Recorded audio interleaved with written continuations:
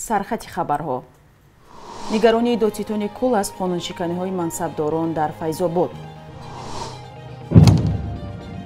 پرزیدنت اوکراین از آغاز جنگ در دونباس خبر داد.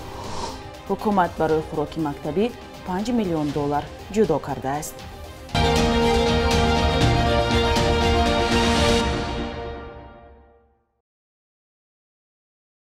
روز بخیر بیننده های عزیز، امیدوارم خوبید و به برنامه نویدی با مدادی خوش آمدید. امروز 19 اپریل است. دادستانی کل تاجیکستان میگوید در نتیجه یک سنجش در ناحیه فیض‌آباد قانونشکنی های زیادی را در سمت تقسیم و استفاده زمین آشکار کرده نسبت به دو منصبدار این ناحیه پرونده جنایی باز کرده است.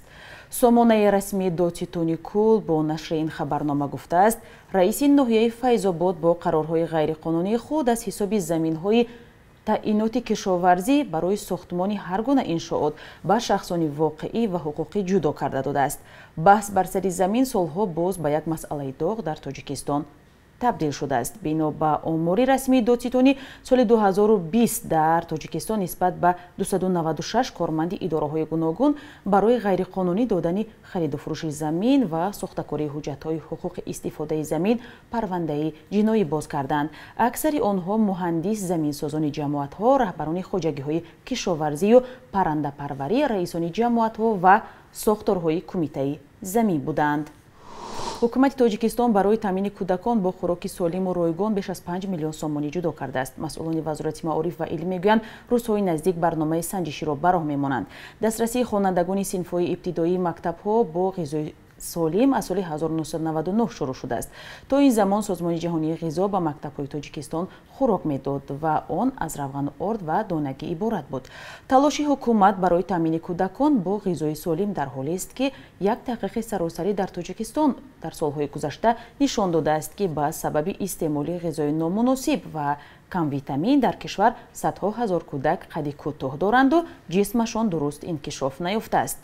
بدرالدین مظفرزاده سردار ریاست اقتصاد و بنقشه‌گیری وزارت معارف و علم تاجیکستان به رادیوی آزادی گفت در نوبت اول این برنامه 24 مکتب را به استثنای شهر دوشنبه فرا میگیرد. ولادیمیر زلنسکی رئیس جمهوری اوکراین از شب گذشته اعلام کرد که حمله گسترده روسیه در منطقه دونباس آغاز شده است. او در تلگرام نوشت ما اکنون می توانیم تایید کنیم که جنگ دونباس آغاز شده است. جنگی که مدت‌ها پیش خود را آماده آن می‌کردند. اکنون بخشی کلانی از ارتش روسیه به این حمله اختصاص یافته است. با عقب نشینی نیروهای روسیه از منطقه‌های اطراف کیف جنگ در شرق اوکراین شدیدتر شده است. توجه روسیه حالا بیشتر سر منطقه دونباس است. بخشی از منطقه را در سال 2014 به این طرف جدایی طلبان طرفدار روسیه در دست دارند.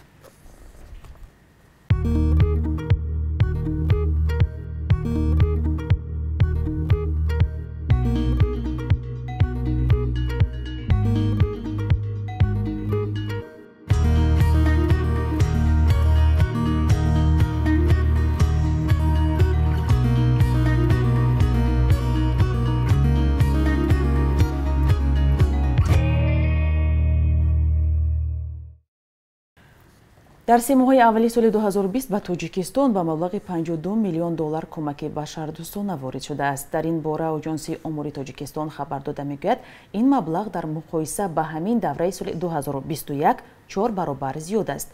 کمک بشردوستانه دوام ماه‌های ینور مارت امسال به تاجیکستان وارد شده حدود 40% به ایالات متحده آمریکا و 37% به چین راست می‌آید. ارزش کمک رسیده از آمریکا زیاده از 20 میلیون دلار و از چین نزدیک 19 میلیون دلار را تشکیل می‌دهد. میان کشورهای کمک رسان از روی ارزش کمک ژاپن و هندوستان، ازبکستان و روسیه، دانیا و ترکیه حسی نسبتاً زیاد دارند. ضمناً چند روز پیش جمعیت هلال احمر تاجیکستان هم در منطقه کولاب به افراد کم بضاعت و معیوب کمک کرد. حالا در شهر کولاب 800 خانواده از این کمک برخوردارند. همکارمان محمود جان رحمتزاده از جریان تقدیم این کمک ها به نیازمندان گزارش می‌دهد.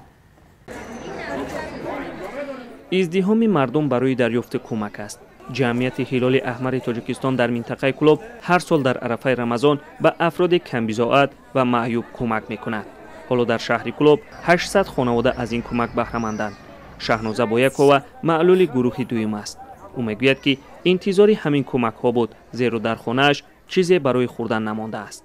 Ами маи будум тиёқм дод, хӯрданим дод, орд руғана тамоми чиза дастгирӣ мекуна кай тоҷидин.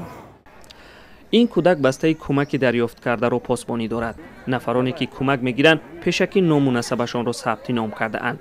бастаи кӯмакҳо аз қабили орд, равған ва дигар маводи ниёзи аввалия барои истеъмол аст. масъулини ҷамъияти ҳилоли аҳмар мегӯянд ки ин кӯмакҳо сирф барои афроди ниёзманд дода мешаванд. Неми хурдан продуктай бо барои ами авқот чизо. Ами чизора надошти хона. масъулини ҷамъияти ҳилоли аҳмар дар минтақаи Кӯлоб гуфтанд ки дар миёни гирандагони кӯмак қаҳрамонҳои радиои озодӣ ҳам ҳаст. Марҳабо Талбакова яке аз қаҳрамонҳои радиои озодӣ буд ки аз ин кӯмакҳо дарёфт кардааст.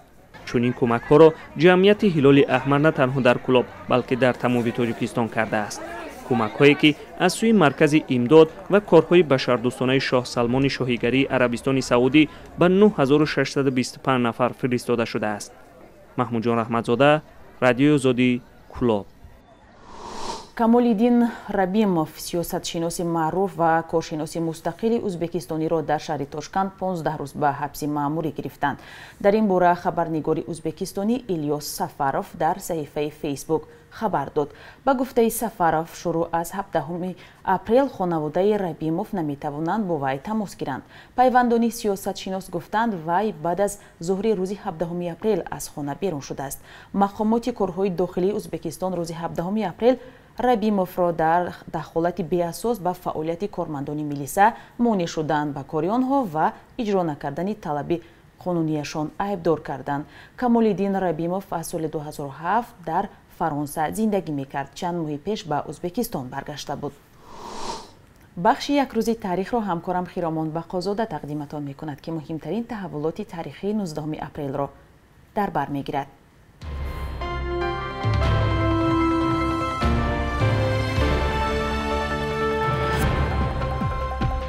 моҳи апрел таваллуди наққоши маъруф ва поягузори оини монавӣ Зиндиқ бин Ҳумод таҷлил мешавад, ки бовар меравад соли 2016 милодӣ зода шудааст. форснажод ва зодаи шаҳри Мадоини ироқи имрӯза буд. аз оинҳои яҳудию насронӣ ва зардуштӣ огаҳ буд ва дар пайравӣ аз ин динҳо равияи худро эҷод кард, ки дар қаламравҳои Бабилон, Рум, Хуросону Мовароннар пайрав дошт. дар қаламравҳои Эрон ва Тоҷикистон то имрӯз мониро ба хотири санъати наққошиаш эҳтиром мекунанд. апрели соли 2017 Кумитаи забон ва истилоҳоти Тоҷикистон рӯйхати тақрибан 3500 номи миллиро нашр кард ва гуфт, ки аз ин ба баъд исми навзодон дар Тоҷикистон танҳо бар пояи ҳамин рӯйхат гузошта шавад. ин феҳрист дар ҳоле тартиб дода шуд, ки мақомот дар Тоҷикистон ба истилоҳ мубориза бо таъсири фарҳангҳои бегонаро дар ҳаёти маишии сокинон вусъат бахшида, аз ҷумла номгузории кӯдакон бо такя ба забонҳои арабию фарҳанги исломиро таҳти назорат гирифтанд. 19 апрели соли 1950 овозхони маъруф Дӯстмурод Алиев таваллуд шуд, ки ҳамагӣ 39 сол умр дид, вале то имрӯз таронаҳои ӯ дар дили ҳаводоронаш зинда ҳастанд. ҳофизи халқии Тоҷикистон то охири умр раҳбари бадеии дастаи ҳунарии хонаи маданияти ноҳияи Файзобод буд. таронаҳои ӯ Баҳор омад, Бимон, Ман монаму Савсани ҳусн ва дигарҳо дар ганҷинаи тиллои мусиқии тоҷик ҳифз шудааст. ӯро аз зумраи сарояндагоне медонад, ки аз сабки оҳангсоз ва сарояндаи машҳур Акашариф Ҷураев илҳом гирифтааст. қурби рубли русӣ дар баробари пули миллии сомонӣ аз рӯзҳои гузашта қарибки бетағйир боқӣ мондааст. субҳи имрӯз дар бонкҳои тиҷоратии Тоҷикистон 1000 рубли русиро аз 140 то 150 сомонӣ иваз мекунанд. 100 доллари амрикоӣ баробари 1240 то 1250 сомонӣ аст. аммо қурби расмии муқаррар кардаи Бонки Миллӣ барои имрӯз 19 апрел каме тафовут дорад.